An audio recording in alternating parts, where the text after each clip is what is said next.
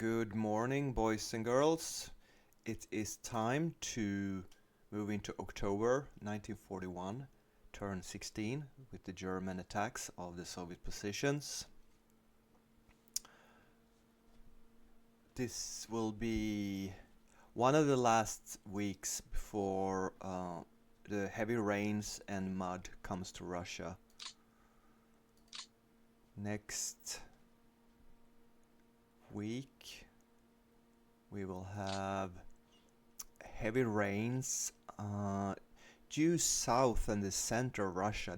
Will be outside of the frontier where we're fighting. So the Germans are a bit lucky. I don't know if this is going to slow down supplies going through on rail here on mud. I really can't. I don't know if that's going to happen. But there are 1, 2, 3, 4 low pressure fronts over Europe for next week. Anyways, when we're talking about this week's weather, to start with the Russian weather, and the German has the same. So the Russians, they know what weather is coming, and the Germans, it follows. So it's the other way around from the normal turn sequence. Going to jump into the German attacks. I feel like this week we are going to have some rather heavy attacks because the Axis have been catching up and I have not been running away and retreating. I'm hugging the front in many places, and especially here around Stalino I worry. So I predict we will see some heavy German attacks this week. Let's see what happens. And I'll warn you, I will pause every single battle and discuss it, analyze it, examine it a little bit. And if you don't like that, you can just skip to the end of the video and you can see the total losses and results if you just want to follow along, have a more of an overview of the campaign.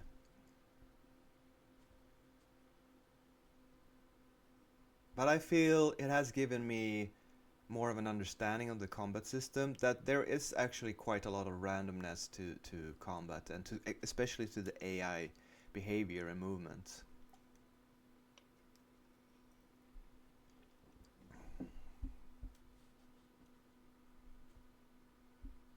We've had some rather low Russian losses the 2 previous weeks because of distance and supply and German exhaustion, I would say. But I don't think that's going to last this week. On the other hand, we made quite a few successful counterattacks, small, nibbling, scouting, experimental attacks, but successful most of the time. Because the AI has a tendency to set up isolated regiments defending on the front line, which is not a good. It works if you get a reserve activation, because then it usually stops my attacks. But I would prefer if the AI would not do that.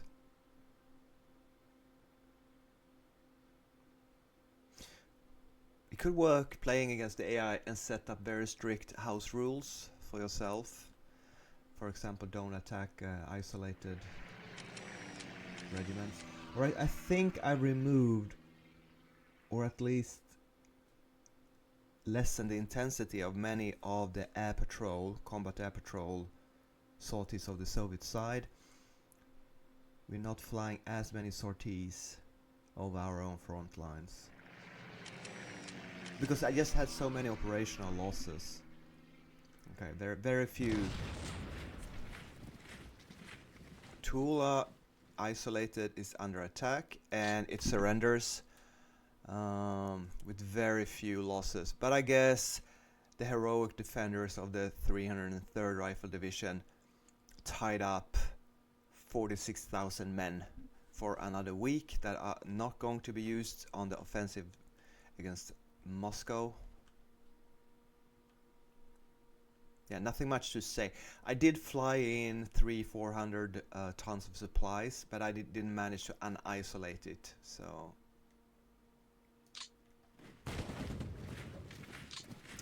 here we are north of Voronezh, and a single German infantry division pushes back a very weak Soviet division. Well, 11,000 defenders, I don't believe that. This division probably contains 6,000 defenders, and what you see is the machine gun battalion and the artillery from the army. But at least it's, even though it's a 12, 13 to 1 loss ratio, a 6 to 1 attack means it's not routed, it just retreats. So maybe we can rest and refit it and get it back into the line. So I'm fairly happy with an attack like this. I suspect we're gonna see more attacks around Voronezh because I've seen a lot of Axis units behind it here. I'm probably too weak to hold it over the mud season, to be honest. I'm worried about this sector. North, Leningrad, this should hold. We have 32 defenders versus 60,000 attackers, but we do have that level 4 fort and city terrain, and these two divisions are very, very good. They are very high national morale, very elite.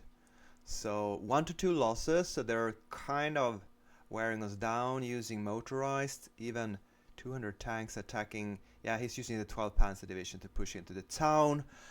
Yep, I'm happy with that. And of course, the level 5 fort in Oranienbaum holds 1 to 40. 10 to 1 losses, very stupid AI attack, but you get to try, right?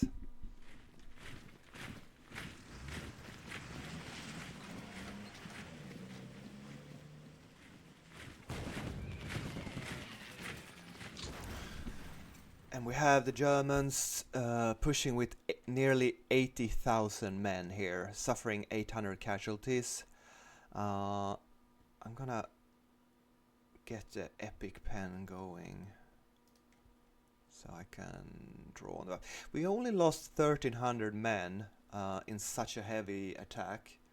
So, and we actually inflicted nearly 800 losses, and we did not rout.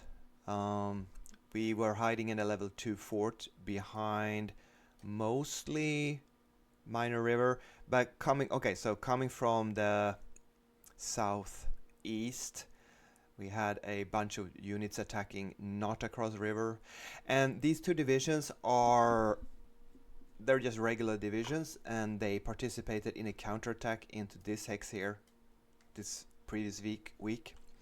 So they were tired. I am fairly happy with this result, to be honest.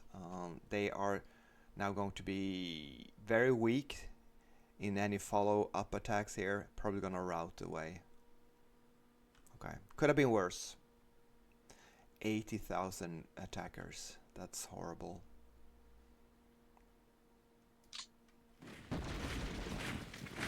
All right, this is interesting. Same divisions are attacked the second time, and I guess we're a bit lucky that they don't rout. 130 to 462 defenders. Yeah, this is fine. This is fine.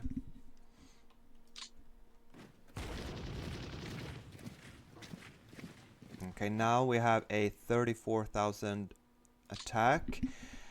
Versus 2 elite divisions in this hex. This is a city, so the terrain helps me quite a lot, and the level 3 fort here.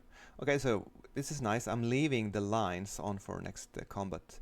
Yeah, they didn't have enough engineer and artillery support, so we held them off. We do have a mix of armies here. No reserve activation. Oh, the fortified region in this hex. Okay, so that worked out nice because both armies did get artillery support activations. So does that mean that in defense it's actually advantageous to deploy a mix of armies?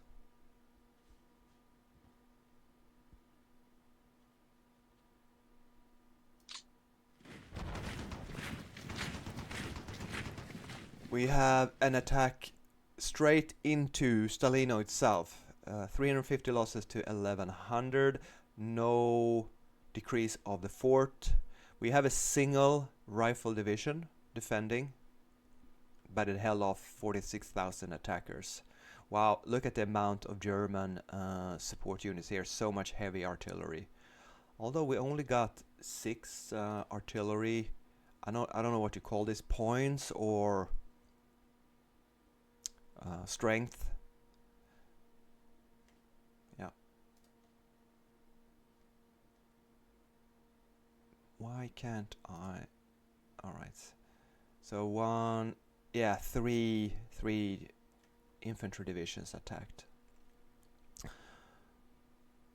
So we have a very strong German force here in the area around Stalino. There's no way we're gonna be able to stop them, but we are slowing them down very substantially.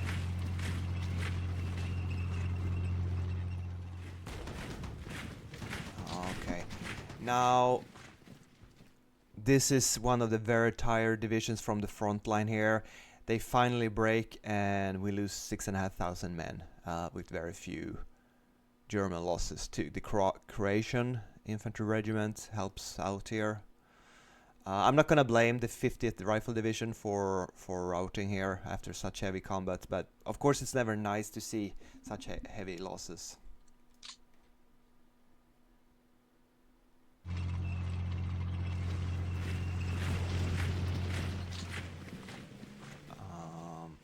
We're now northeast of Belgorod, which is north of Kharkov, and we have a German Soviet infantry division sitting in a level 2 fort out in the open, and he attacks with heavy force here of 3 infantry divisions.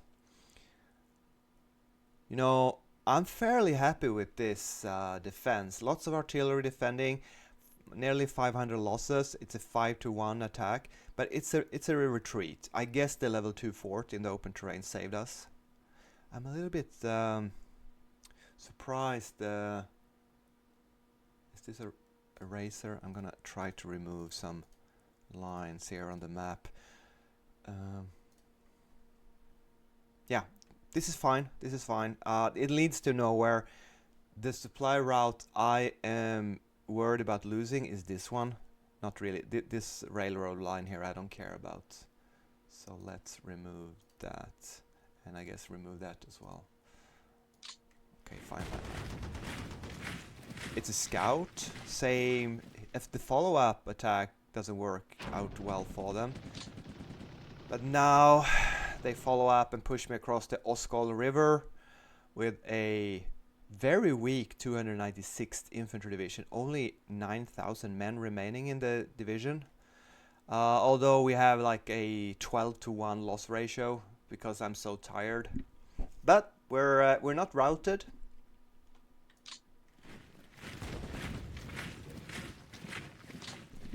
And he then pushes towards a mechanized division.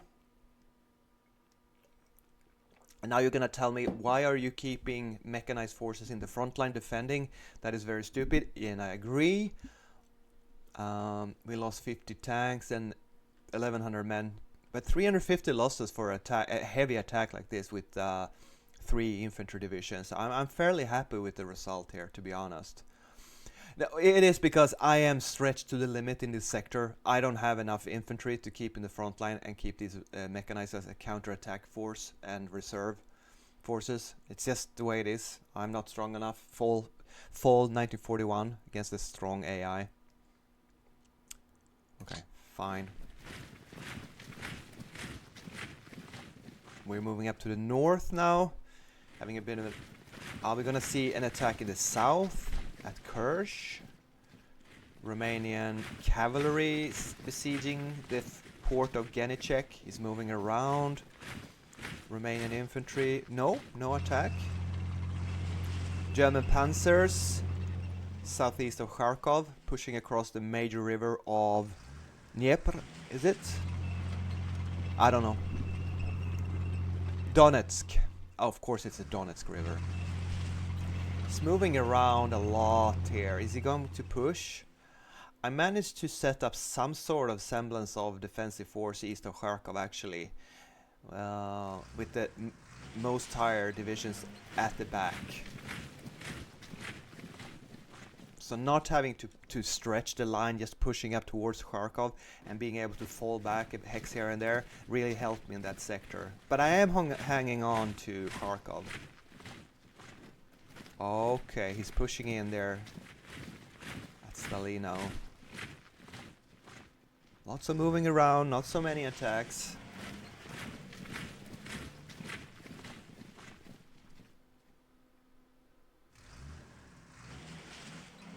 He's across the river here with motorized an SS regiment.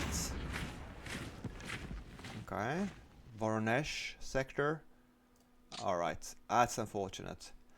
A single German infantry division routs a fresh Soviet rifle division here, costing us 4,500 losses to only 100. It does have nice engineer support, but okay, look, this is a very strong division.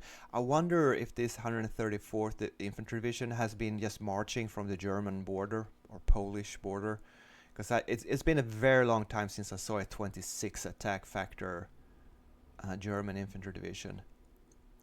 I'm never happy to see a entirely fresh Soviet division just rout from a it's only a level 1 fort level, but still, yeah, this is bad.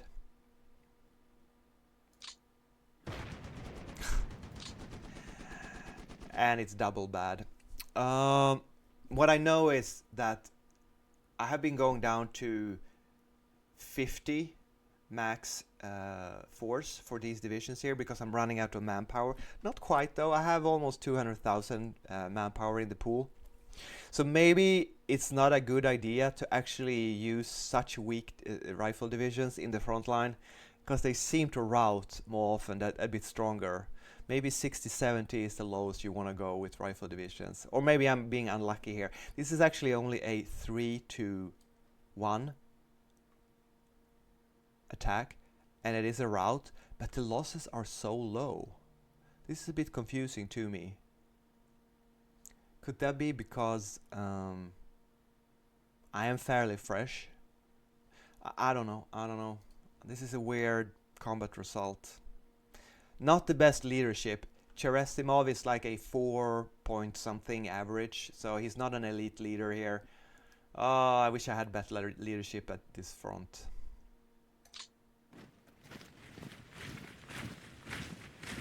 Oh, they're pushing with the Italians across the river here. And I have so few troops here. I have nothing behind the line.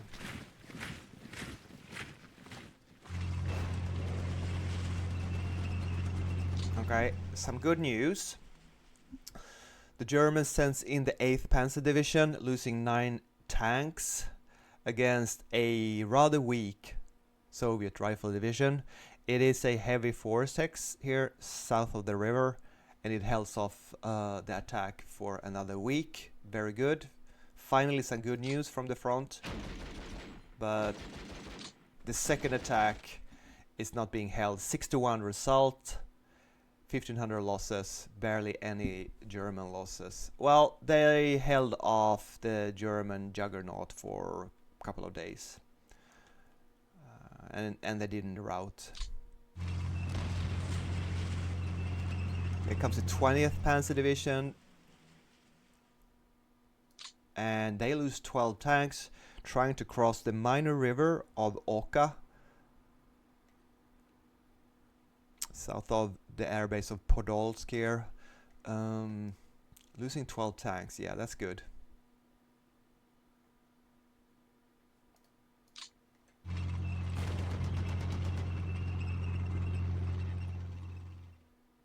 Can we see another held result? Yes, we do.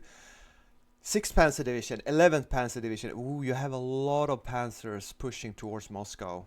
The AI must be scripted to push towards Moscow, because why otherwise do this?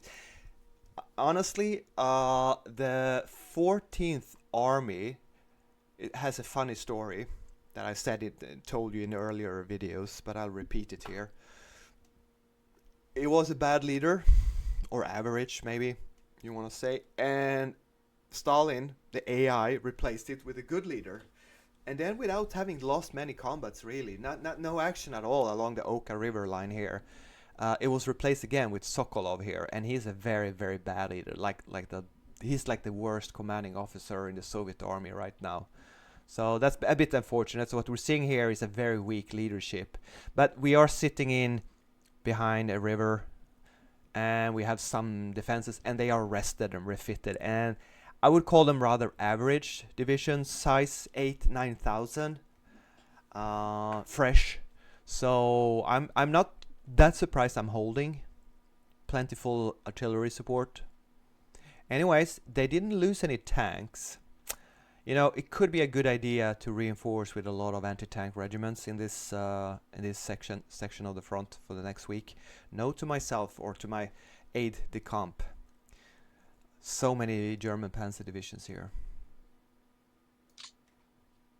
Okay, doing better here than in many other sectors of the front at least. Another 6th Panzer Division attack. 16 tanks lost. You know, this is not the way you do it, AI. First you cross the river with the infantry, and then you follow up with panzer attacks. But anyways, considering how much I'm losing on other sectors of the front, I'm almost grateful that the AI is stupid here. Ooh, look at the amount of panzers. Can we have another held, please? Yes, we do. This is a regiment of the Flieger Division, the 7th Flieger Division, trying to cross the river. So, and he's got 15 engineers. Well, I only have a level 1 fort, but they do destroy the fort. Which is weird, because I don't see any engineers activated in the attack. And yet we have these 15 points of engineers. Okay. Actually, it's quite near that we get a 2-1 attack result here. So the Germans are not that far away from actually succeeding in pushing away the rifle division from the river. I do have reinforcements in Moscow itself, so I probably can get in some fresher troops into this front line next week. So I'm not feeling too worried here, especially with the successful defenses this week. And I do have a fresh tank army sitting in reserve behind here, south of Moscow. Where are we now? We are... Alright, so we're east of Tula, south of Ryazan. That's south of Moscow for you. And it's looking rather good because we have an extremely weak German infantry division attacking Cross River. Look at this, it's got combat value of 1-1. It's only 7,000 strong. What the hell happened to this division? Yeah, I don't think... It doesn't look like it's going to succeed. No. I mean... Yeah, I bombed a bit. They must have attrited a lot. Okay, I like to see it. I do have a zone of control, checkerboard, 1 rifle division every second front hex. My main line of defense goes like this, but for some reason I've kept this bulge going here. I guess I was dreaming of cutting off the Germans in this pocket here. That's not gonna happen now because Tula has fallen. Alright, I guess I have to remove all. Ooh, looks like we're gonna have more combat here. They are fresh. Their average size. Bad terrain, but good leadership. Okay, that's nice. A scout result in the... I was about to say jungles. Oh, fuck. 2,000 losses, but we do see a very heavy attack here. 2 motorized and 1 panzer division. And they only have 63 tanks available for them. Wow, 1st Panzer Division is depleted. I did check a bit about tank numbers, and I think The Germans lost around 1,500 tanks since the campaign started, but they reinforced with another 1,000. So their net negative on the map is around 500 tanks only, which is 16 weeks of combat. You know, that's okay. And I guess quality-wise, those reinforcements could be better than what started on the map. So they suffered quite a lot of tank losses, but they haven't really lost that many. Anyway, 63 tanks, that is low. I'm not sure if motorized divisions at this stage of the war, if they contain tanks, but it wouldn't look like it. It doesn't look like it. It's unfortunate we rout here. Yeah. 14,000 defenders. That is including the artillery, because this division is not that strong.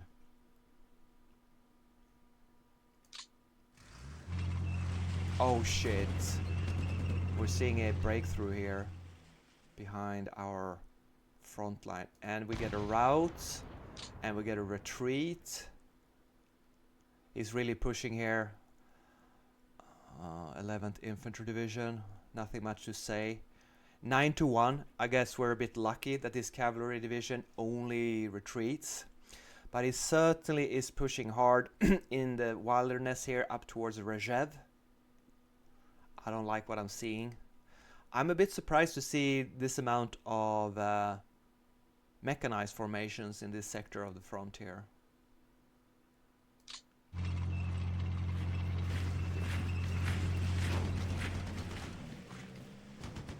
Another retreat. Yep.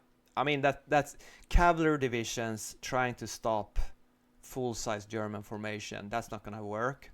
It's a 99-1 attack, so I'm lucky that I don't suffer a rout. And the leader here, Nikitin. Okay, he's an average leader. He's not good. He's not good. I'm just gonna show you if the Germans manage to cut off this rail line. It doesn't really matter that much because this up here is my main rail line. So I guess I'm not too worried as long as I hold on to the Rezhev line here down to Vyazma. I guess I'm not that worried about. But you know, the German AI, it surprises you sometimes. And he's found a bit of a open and light forest terrain here to push into, so I am a bit in trouble here in this sector. I'm very weak. And I don't have a lot of reinforcements arriving behind the front line, unfortunately. So this is worrisome.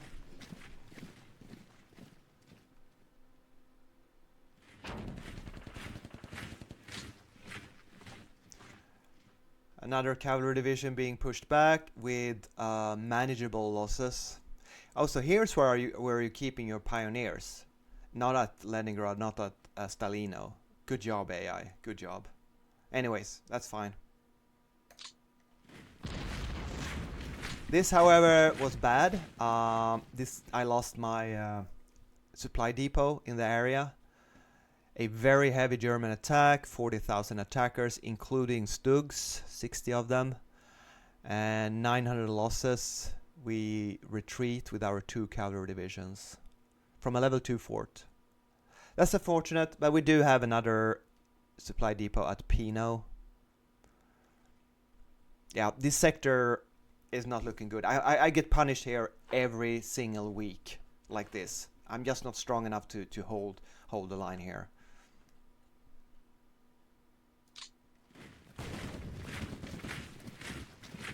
Alright, fresh cavalry division, not a lot of artillery support. It retreats with 12-1 losses. And now they are going to be weakened, fatigued, and not having built up fortresses. So this sector, oh, and he's got very strong German infantry divisions pushing here. I can only be saved by the mud here, or he's gonna reach Rezhev or my supply depot in the area. I don't like this. Oh, yes. Finally, a held result in the sector. All right, 1-1 losses. Good job. 66th Cavalry Division. Finally, some success. And this is an important one because this is basically the only division standing in the way from Regev. Oh, shit. Of course, we have another retreat. It's a small rifle division retreating in front of German attackers. Nothing much to say here. I guess I'm being saved by cavalry units having 5 higher national morale than infantry. Because even though we have very heavy attacks, I'm only retreating and not routing. I'm grateful for that. But oh my god, am I being thrown back in this sector here? Painful, painful. Are we seeing some sort of encirclement here? Yeah, maybe. He's very strong in this sector. And this is very annoying. A rather weak German infantry division with engineer support. I'll redraw.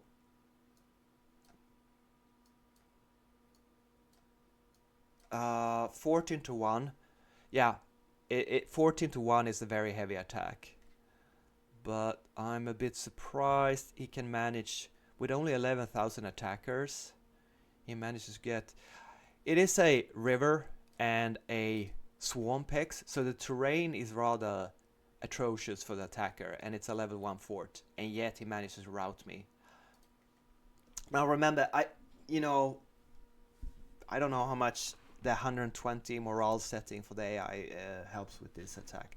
Because to be honest, this feels like it was a bit lucky. You might say that, oh, this is a militia division. Yeah, but they have the same national morale as... they have a little bit lower artillery supply than a regular rifle division, but, you know, it's fine. It's fine. It's a gap in the line. Same sector, northwestern front, another retreat, 12 to 1 losses. Hooray!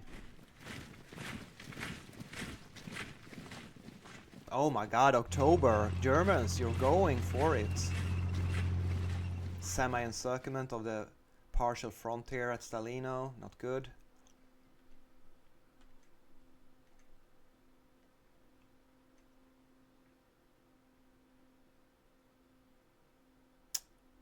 I do think I have to fall back and shorten my line at Velikye Luki, northwestern front. Here we have an attack at Leningrad, and it's actually a held result. I'm just going to examine this. We got the Spanish 250th Blue Infantry Division. It's coming online. It should be very fresh. And 58th, no engineers into a level 2 fort.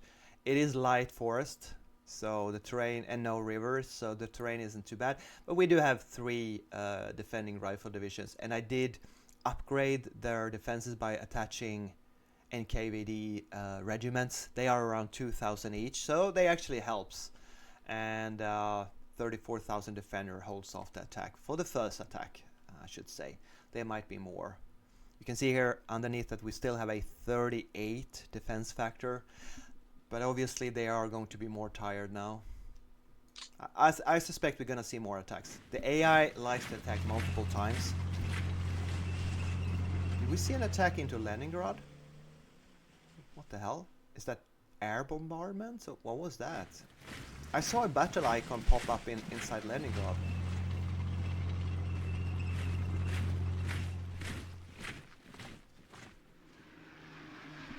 Okay, that was it. And the German AI keeps sending his air support towards Tallinn, which I very much question. This can't be the best location to drop air supplies.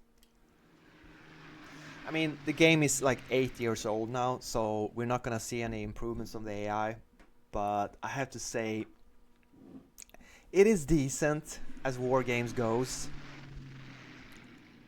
but it's not good. It's not good enough, to be honest. you know, I'm not able to improve it, so I'm not the one to talk, but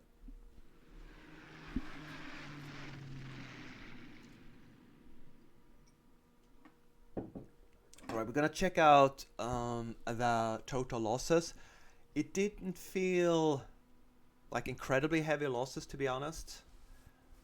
Uh, More the amount of successful German attacks pushing large sections of the front backwards is the main issue, rather than the not that many heavy rout losses this turn, which I kind of like to see.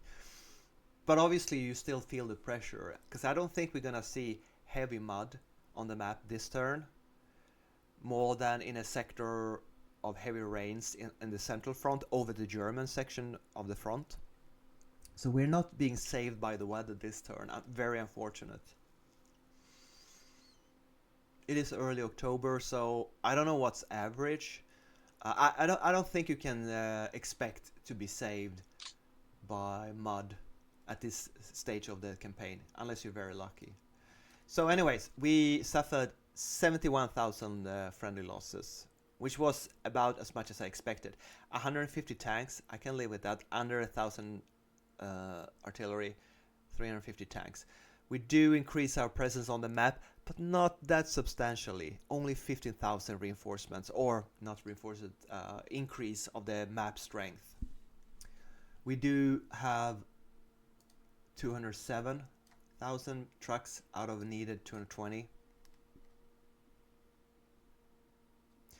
However, the Germans, they have a very, very substantial map presence deficit here of 115,000 troops. And I honestly don't know why. I mean, obviously these are not combat losses.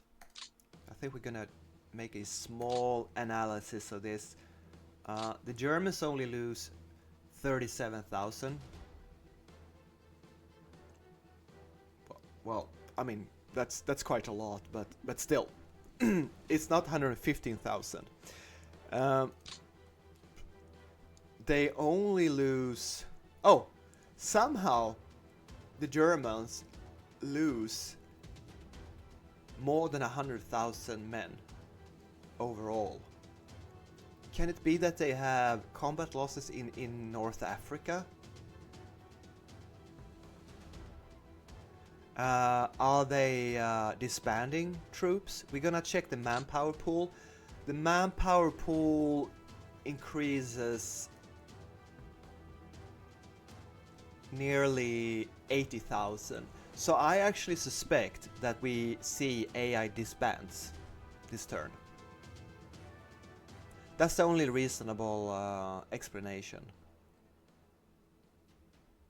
I wonder if this, because how many MPs does the German side produce each week? Is it like 5,000?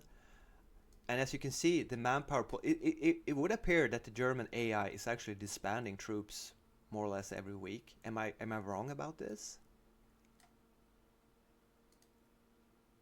Because to be honest, the AI suffers more losses than a human player does, because it attacks more heavily.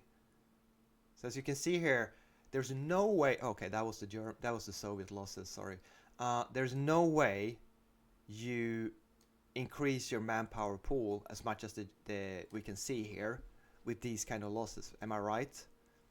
Suffering over 30,000 every week. Anyways, I don't know what's going on with the large German losses. And in case I miss it, we have the Finnish have arrived at their offensive goals in Finland. We got Royal Air Force raids. The Axis forces has more troops in Finland, and we have partisans like every turn, and yada yada, a Moscow conference. That's it. All right, so we're gonna record a start of turn, Soviet turn video after this, but I do feel we did okay. We lost Tula, and we have a very substantial risk of a semi-encirclement here. I'm not even sure I'm going to be able to get these troops out. We'll see about that. Yeah, this is not looking good here. But maybe I can isolate the Germans here inside the pockets. The problem is, okay, as you can see here, I do have cavalry and some infantry coming in here, but they're far away, and yeah, this is going to be interesting to see what I can do here in this sector.